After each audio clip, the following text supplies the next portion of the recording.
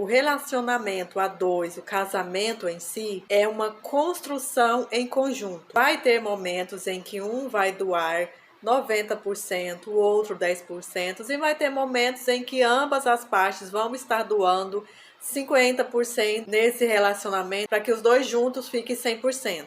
E eu quero falar aqui de uma grande maioria, não é todos, obviamente, mas uma boa parcela dos homens, quando entram em um relacionamento sério, um casamento, eles ainda não saíram das suas posições de filho para tomarem suas posições como maridos, como homens. E muitas das vezes eles vão aprender a sair dessa posição de filhos e tomarem suas posições como marido, como homens, dentro do casamento, se eles se esforçarem para isso, é claro. Uma das características desses homens é que eles parecem fortes, eles parecem destemidos, eles são boas pessoas, são boas companhias, contam histórias engraçadas, fazem suas parceiras rirem. Porém, com o tempo, diante dos conflitos, você vai perceber que eles se escondem, eles travam, eles são frágeis, eles não conseguem tomar atitudes. Só que eles não têm essas atitudes porque eles querem ou porque eles são maus. Eles são boas pessoas, eles querem fazer suas parceiras, suas esposas felizes.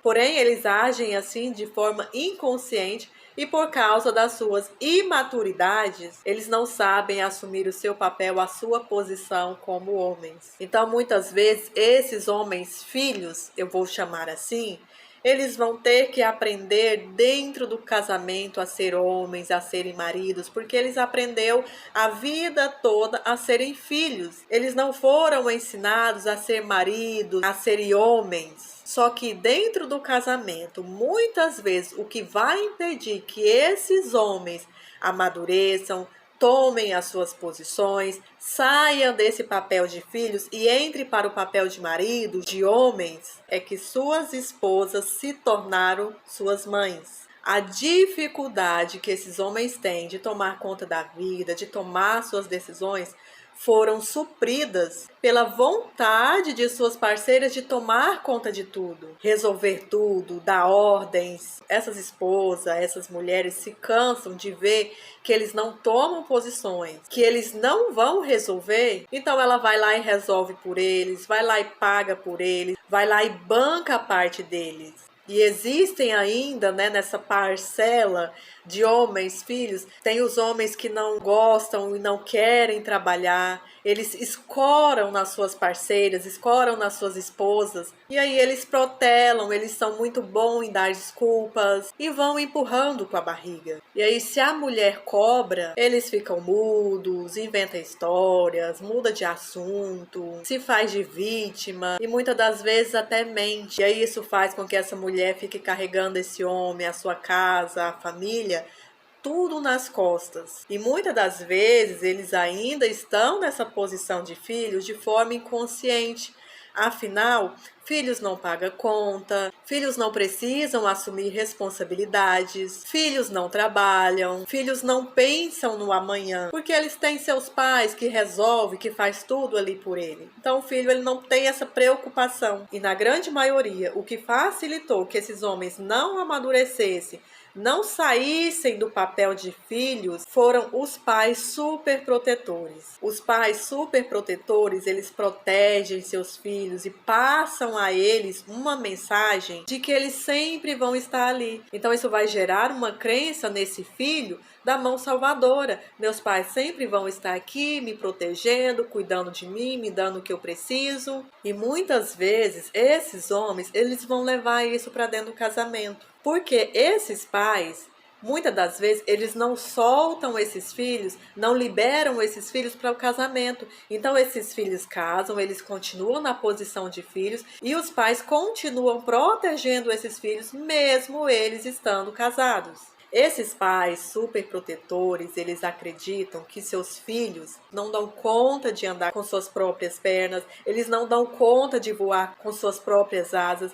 Então, coitadinho, ele precisa de mim, ele precisa estar perto de mim, ele não pode sair daqui porque aqui eu cuido dele, eu protejo ele, eu não vou deixar nada de ruim acontecer com ele. E aí esse medo dos pais de que algo aconteça com esse filho começa a se tornar um controle na vida do do filho, mesmo ele estando casado. Os pais estão ali super protegendo esse filho.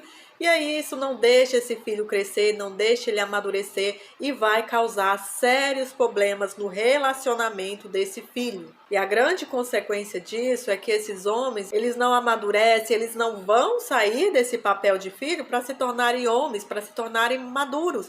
Porque eles estão confortáveis ali, tem alguém cuidando, tem alguém protegendo, tem alguém dando tudo. Ele tem aquela crença da mão salvadora. Qualquer coisa que acontecer comigo, eu posso correr para os meus pais, eles vão resolver para mim.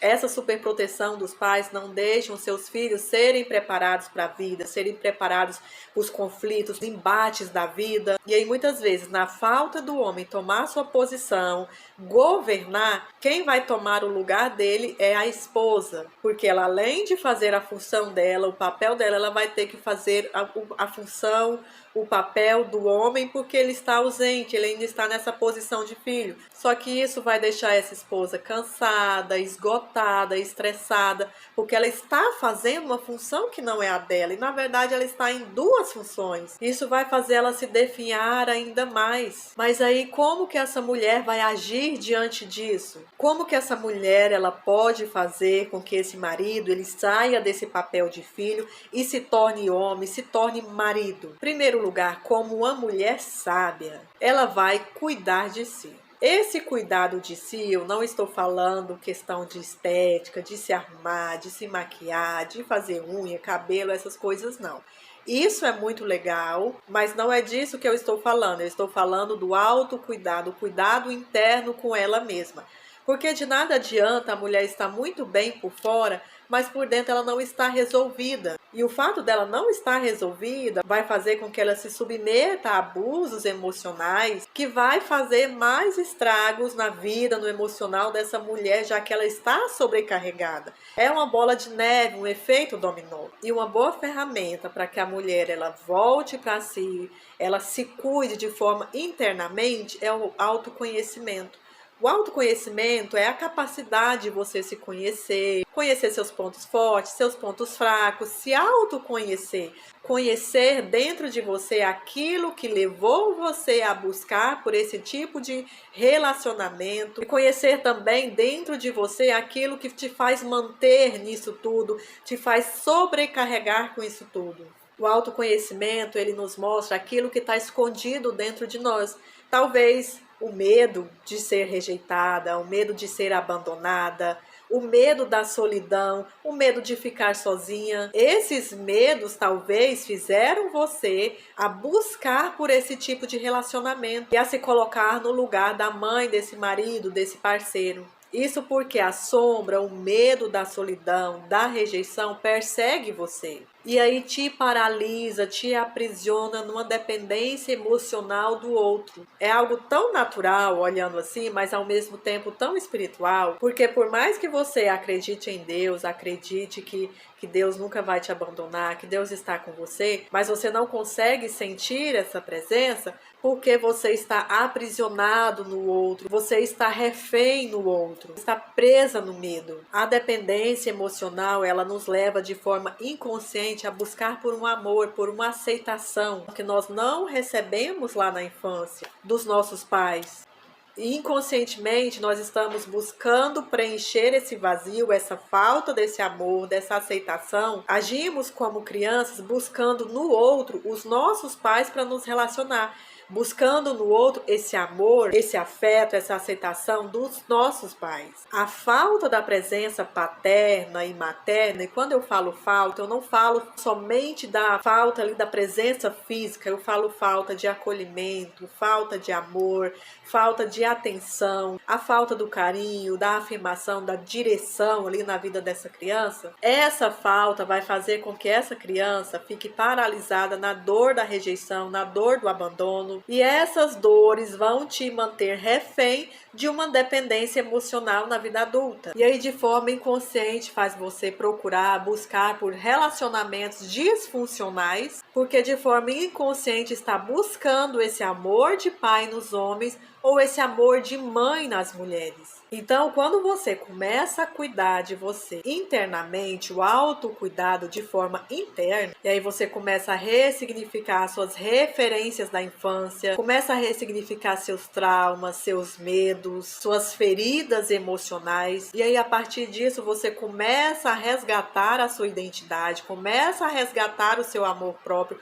começa a se valorizar, a se autorrespeitar, impor limites também para que outros te respeitem, respeitem as suas emoções, as suas decisões, os seus sentimentos, e faz com que você não se torne mais vítima de abusos emocionais, porque você começa a enxergar o seu valor. Então é de dentro para fora. Quando você começa a curar isso dentro de você, logicamente, nós não temos o poder de mudar o outro, nós não temos o poder de mudar a outra pessoa, mudar o nosso cônjuge, mas nós mulheres temos um poder muito grande dentro de nós, que é o poder da influência sobre nosso parceiro. E essa influência, quando ela é usada de forma sábia, o outro começa a mudar por causa dessa nossa mudança interna. Mas eu disse que se usado de forma sábia, porque quando você começa a mudar internamente, você expande a sua mente, começa a ressignificar seus traumas, sua mente começa a mudar. E quem mudou não foi o outro, foi você. E aí quando você começa a olhar para o seu parceiro ali e ver que ele continua do mesmo jeito, e você age de forma sábia, sem cobrança nenhuma, sem exigir dele uma mudança, sem exigir que ele também amadureça, que ele tome suas posições na vida, isso vai começar a influenciar ele. Porque veja bem, você não é aquela mesma pessoa de antes, você mudou. Isso vai forçar nele uma mudança também. Quando você usa de forma sábia o seu poder de influência, você começa a mudar coisas em você e não cobra dele, não exija nada dele, vai começar a ficar desconfortável para ele esse relacionamento, porque você não é mais aquela pessoa, você não é mais aquela mãe dele, e aí você começa também de forma sábia a deixar ele assumir o seu papel. Você não mais pega aquele papel de mãe dele que faz tudo ali na casa, você começa a deixar para ele. Ele vai ser forçado a um amadurecimento. E esse forçar de amadurecimento vai exigir dele duas posições. Ou ele vai querer te acompanhar nesse relacionamento, nesse amadurecimento, buscar amadurecer e tomar a sua posição também dentro do relacionamento. Ou ele vai querer continuar nessa posição de homem e filho e buscar para si uma outra parceira, uma outra companheira que faça o papel de mãe dele. Só que, como eu disse no início, que é uma construção, em muitos momentos um vai doar mais nesse relacionamento, o outro vai doar menos. Nesse momento de transformação, de transição desse homem filho para um homem maduro, um homem marido, esposo, vai exigir dessa mulher muita sabedoria e muita paciência. Porém, é um plantio. E se você continuar firme, você vai colher os resultados desse plantio. Então, esse homem filho, muitas vezes, ele também está preso na dependência emocional dos pais. Ele não consegue, muitas vezes, cortar esse cordão umbilical. Ele está preso também em uma dependência emocional nos pais. Então a mulher, ela tem esse poder de influência muito grande, de causar esse impacto ao ponto do outro querer uma mudança, querer uma transformação também, por causa da sua mudança, por causa da sua transformação. Porém, vai exigir muita sabedoria da parte dessa mulher, muita paciência e muito amor também, para esperar que ele amadureça, que ele exerça o papel dele, tome a posição dele de homem, de marido dentro do relacionamento. Lembrando que não é da noite para o dia, isso é um processo. Todo processo ele leva um tempo.